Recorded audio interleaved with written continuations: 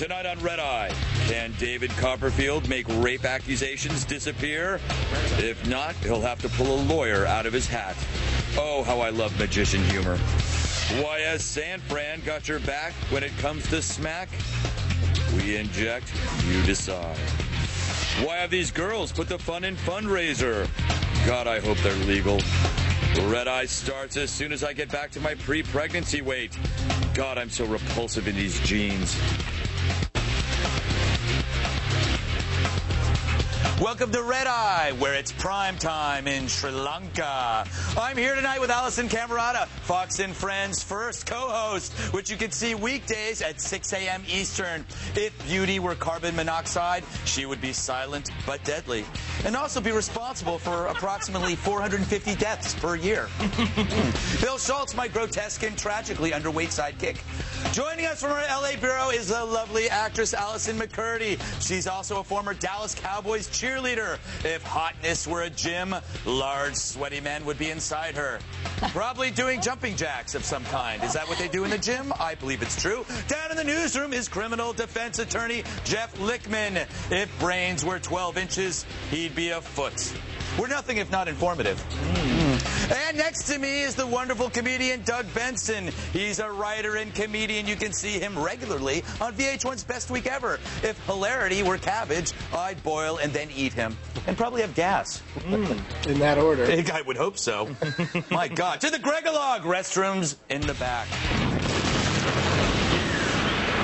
So, in Alabama, a couple named Adrian and Tiffany McKinnon came home to find out their house had been burgled. The thieves left piles of trash everywhere. After the wife left, Adrian went back into the house, walking right into one of the burglars, who was wearing Adrian's hat. Adrian not only held the man at gunpoint, or fun point, as I like to call it, he forced the thief to clean up the mess. When the police arrived, the thief complained about this, unaware that he had avoided another option, which is death. As anyone who's been robbed knows, it's the mess left behind that's just as bad as being robbed. I wouldn't hate being robbed so much if the thieves would have had a little common courtesy to put back the stuff they don't want. There's nothing worse than trying to retrieve a figurine from the toilet. At least I hope that was a figurine. But really, I love this story because it reveals the magical healing powers of firearms. The fact is, if you want bad people to stop being bad, just point a loaded firearm at them. You can actually get them to clean your house. This is the only scientific proof you need that handguns in the hands of good people make the world a safer, better place. And frankly, the thief was lucky. If it were up to me, I would have made him do my linens and clean the grout in between my bathroom tiles with his tongue. But first, I'd force him into a French maid outfit. I have 4 of them in different sizes, just in case the opportunity presents itself.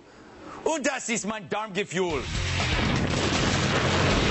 For the sake of viewers at home, I'm going to remove my clothing. No, not really. Alisyn on the table will be Alisyn 1, and Alisyn on remote will be Alisyn 2, just to avoid the confusion of having multi-Alisons. I don't think anyone else here is confused but you, Greg. I'm always confused. David Copperfield? More like David copped a feel. Oh. Allegedly. Police sources say a Seattle woman has made a rape claim against the famous and ultra-creepy magician. She claims he raped her while she was in the Bahamas, and now the FBI is involved. They raided a Las Vegas warehouse used by Copperfield on Thursday. All they found so far, 10 rabbits and 4 women sawed in half. Jeff, you're a lawyer, and Copperfield is a magician.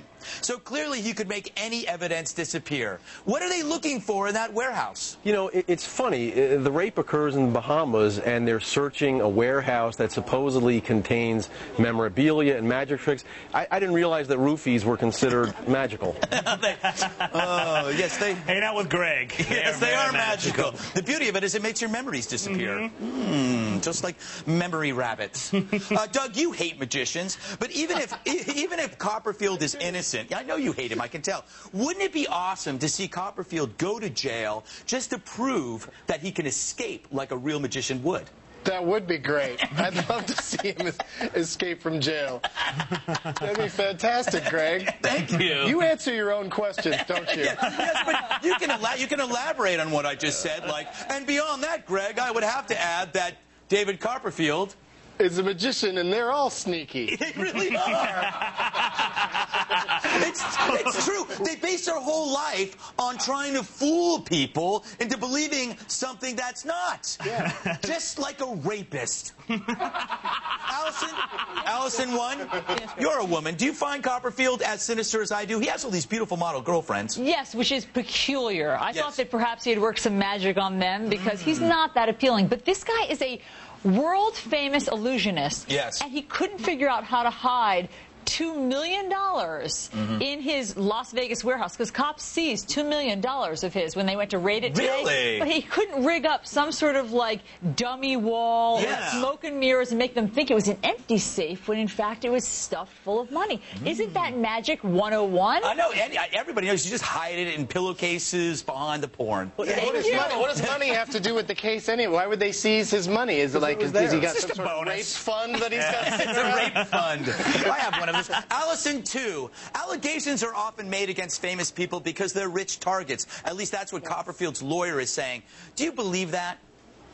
Well, I mean, we're going to have to look at all the evidence when the case begins, the trial begins. I mean, I'm a little confused as to why she waited until she got back into the States to make these allegations. It's a good question. I think perhaps it's because he never called. But I don't know. Bill, you are a big fan of the Magical Man. Has your opinions about him changed? I'm less a fan of his act than I am his hair. Hello. But the thing of it is, like, the other thing was that he was about to go to Indonesia to perform right before this case hit. Interesting. And everyone knows that Jakarta is the place to be for no strings attached rape.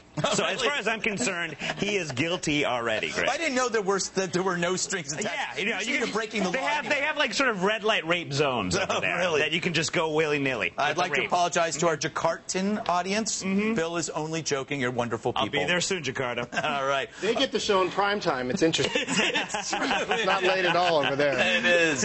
And it's still rated lowly. It's a different kind of shooting gallery this